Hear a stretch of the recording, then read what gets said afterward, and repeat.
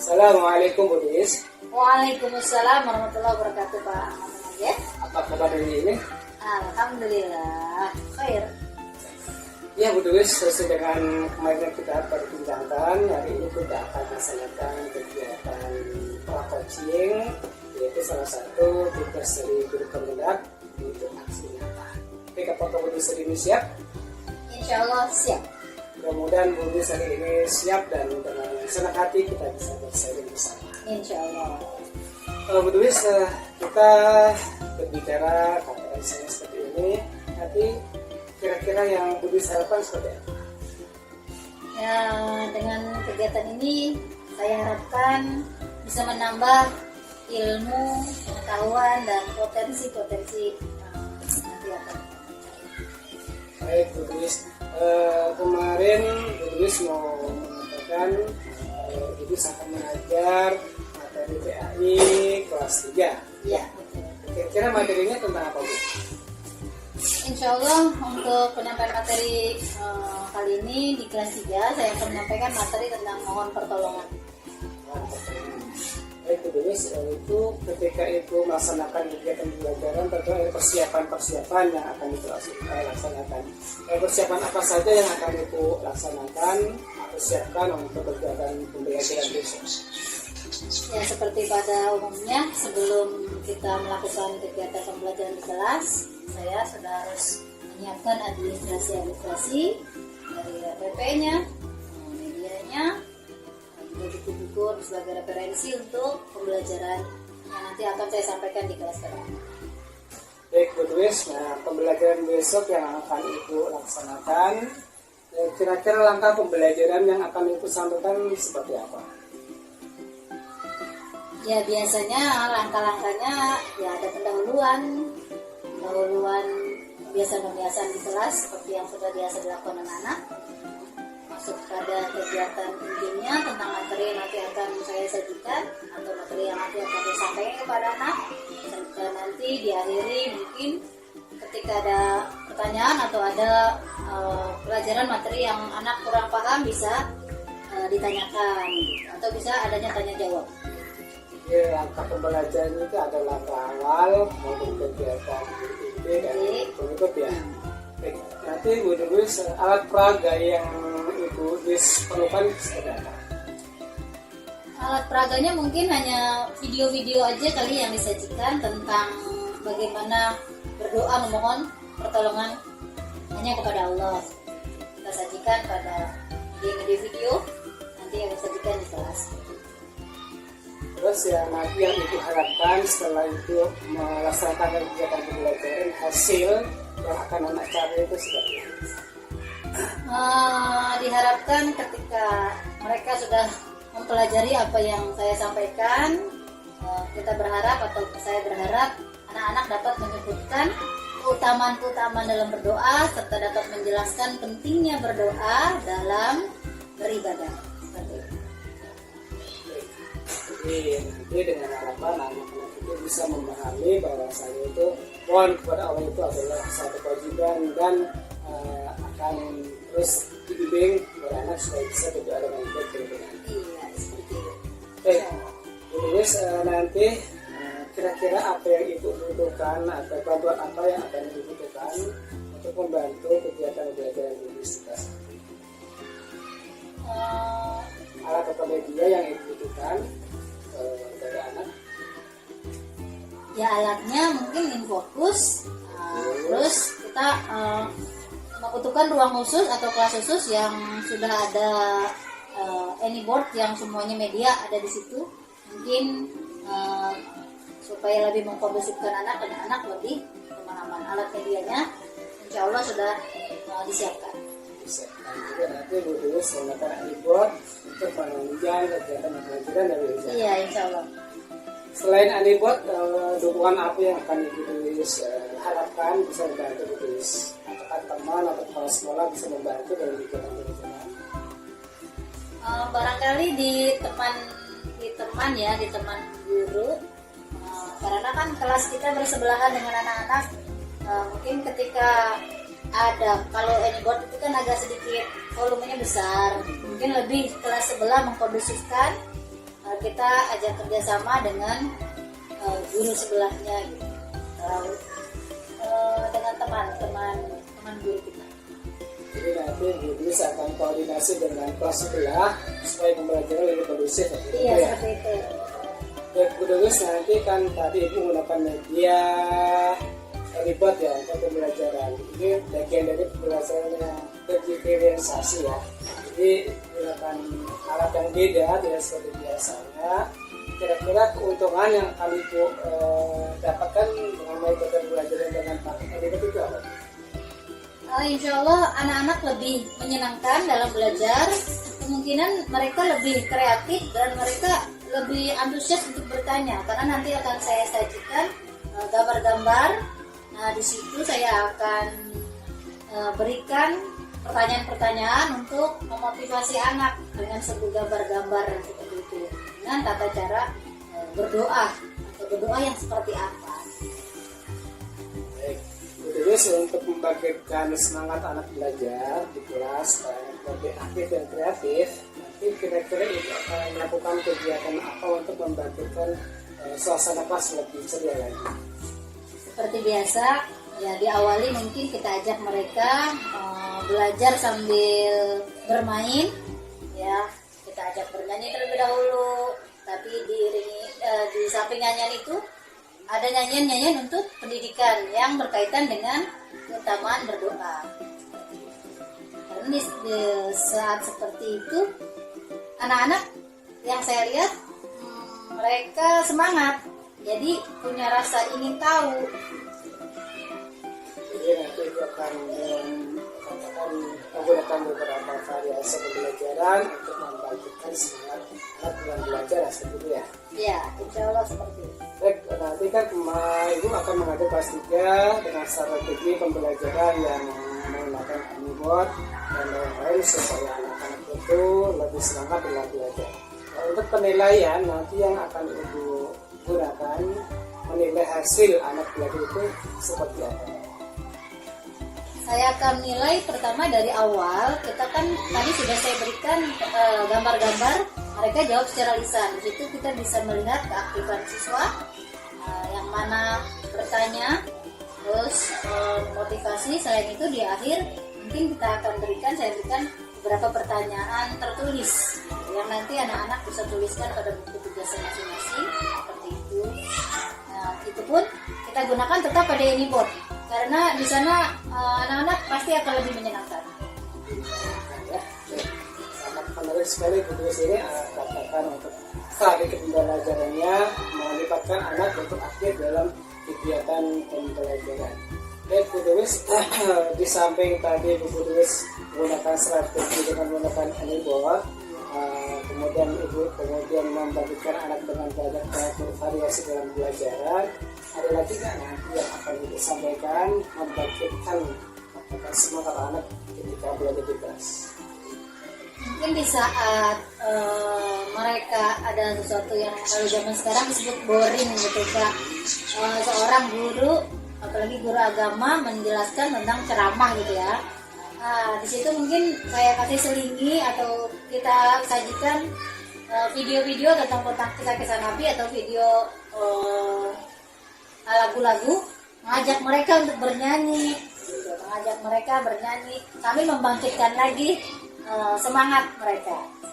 Jadi seperti katakan kalau nonton di iklan ya, seperti Ya, itu ya, seperti selingan lagi gitu. ada ikannya lah, Ada iklannya gitu kan. biar nggak ngantuk seperti itu ya. Ya, bagus sekali Terus. Nah, misalkan nanti ketika dalam pembelajaran kan anak-anak tidak sifatnya ya, Iya. ada yang suka nonton dengan audio, ada yang berbeda serama, ada bahkan anak yang suka belajar dengan sering banyak berjalan atau kinestetik. Iya.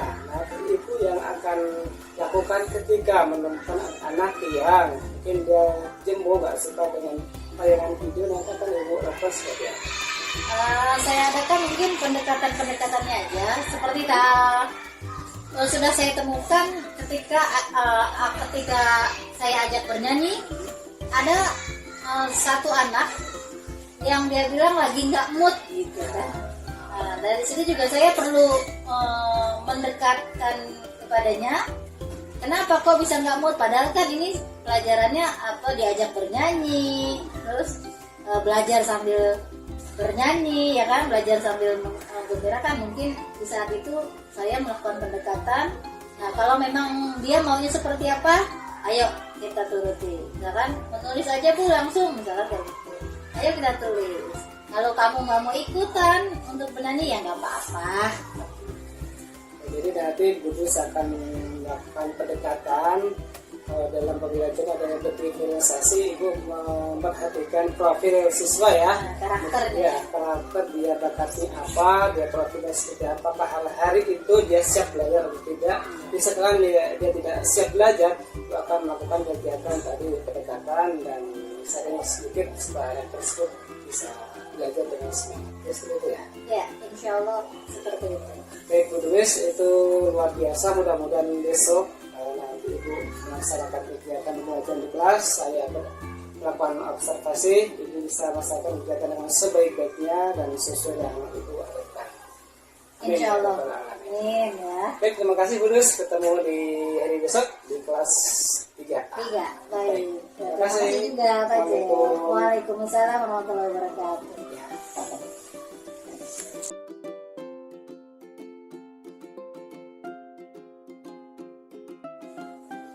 Assalamualaikum warahmatullahi wabarakatuh.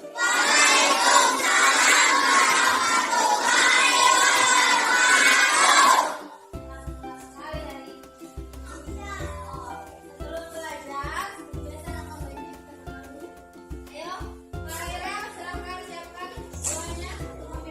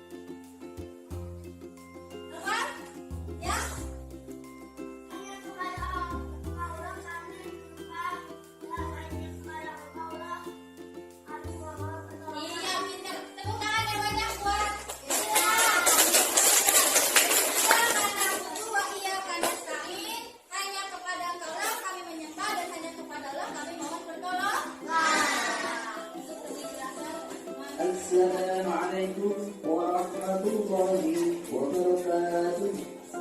Apa kabar anak-anakku yang solih dan solihah? Bagaimana kabar hari ini? Semoga kita semua dalam keadaan sehat dan selalu dalam lindungan Allah Subhanahu wa Ta'ala. Sebelum kita mulai pembelajarannya, marilah kita berdoa akan membahas tentang mohon pertolongan. Semoga dengan menyimak video pembelajaran ini kalian dapat memahami perilaku mohon pertolongan.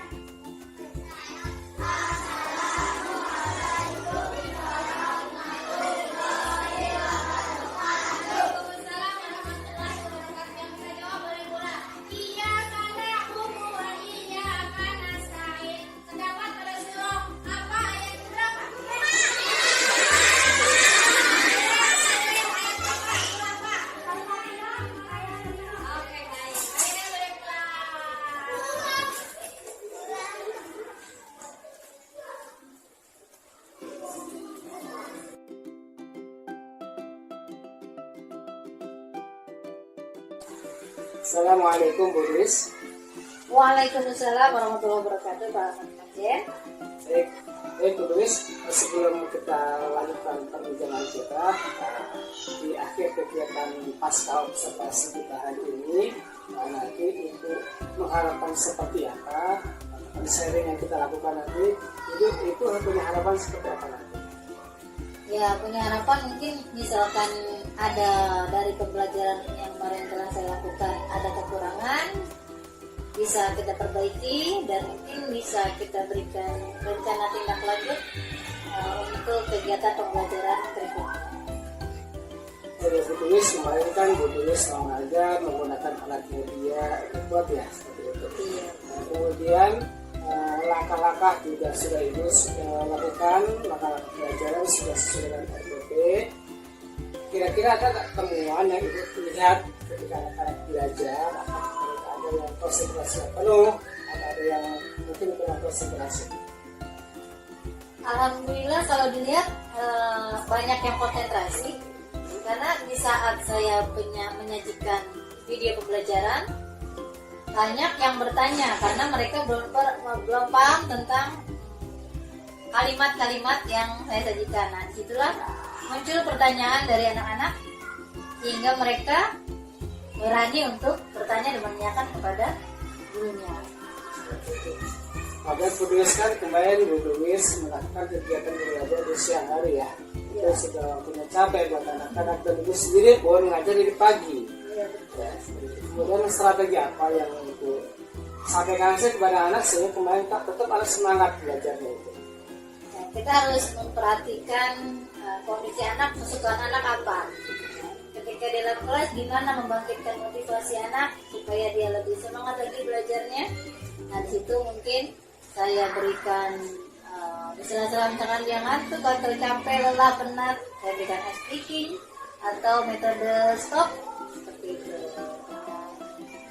Saya sajikan lagu-lagu atau metode stop yang saya berikan lah. Jadi untuk membangkitkan anak semangat belajar di waktu siang yang sudah mungkin kita kondusif, apalagi kita bersebelahan dengan kelas sebelah yang juga sangat kedengaran suara. Ya, berisik. Tetapi luar biasa berusaha kemarin ya dengan tes filtering dan metode stop yang itu diharapkan anak-anak lebih konsentrasi dengan belajar. Baik, untuk itu sendiri penilaian, apakah penilaian yang itu lakukan sudah sesuai dengan Ibu Datang belum? Nah, ketika di penilaian ini yang merasa gimana ya, kayaknya mungkin harus memanajemen lagi waktunya, karena di saat penilaian, ketika saya memberikan penilaian secara tertulis di akhir, banyak anak-anak yang belum selesai menyelesaikan, tapi waktu jam belajar sudah habis. Nah, akhirnya mereka menyelesaikannya di rumah gitu. Nah, ini yang mungkin yang perlu nanti ditindaklanjut, manajemen waktu dalam pembelajaran. Kan kembali menggunakan iPad ya, mungkin kan namanya itu media, anak ada yang ya mungkin matanya kurang awas, kurang fokus, ya dikatakan bu saya nggak kelihatan gitu kan, bu tulisannya kecil-kecil, solusinya gimana untuk mengatasi anak tadi yang kesulitan dalam belajar? Kalau kesulitan belajar mungkin diberikan pendiktean atau mereka suruh maju. Nah, di situ kita perbaiki atau mereka suruh menulis langsung ketika di ini buat nggak kelihatan. Saya langsung batangin, saya diktekan atau mungkin berikan buku yang penilaian yang saya berikan. Jadi mereka menulis, tapi insya Allah ini kedepannya bisa diperbaiki. Ya, jadi temukan ada anak yang saya lihat ketika observasi, ada anak yang nggak kelihatan tulisannya ya, gitu kan. Jadi bagus kemudian mendekati anak tersebut dan membantu menentukan apa yang anak kurang jelas, gitu ya. Ya, itu jaga dari pelajaran diferensiasi. Kita harus memperhatikan anak-anak yang mungkin beda-beda kan, tidak benar, tidak profil beda-beda. Nah, kemudian kemarin kan anak-anak kan kita mengajar sesuai dengan kebutuhan anak. Kan anak juga berbeda-beda, kan? Penilaian yang kita lakukan kemarin itu bervariasi seperti itu kan. Tidak biasa sedikit dengan penilaian yang kita lakukan itu seperti ada mengikuti kebutuhan anak-anak yang berbeda-beda. Seperti kemarin, saya kan berikan gambar-gambar pada Anyboard. Di sana terus media pembelajaran pun saya gunakan video. Nah, di sana kan mereka ada antusias untuk bertanya apa yang mereka kurang pahami. Nah, di saat seperti itu kemampuan mereka belajar saya perhatikan kan ada yang dengan gambar mereka lebih paham. Nah, ketika dengan gambar, nah itu dia paham, oh ini begini artinya. Nah, seperti itu. Nah, ketika ada yang kurang memahami, nah itu di sana saya berikan penilaian secara tertulis. Jadi ada yang antusias menjawab secara lisan, ada yang menjawab secara tertulis.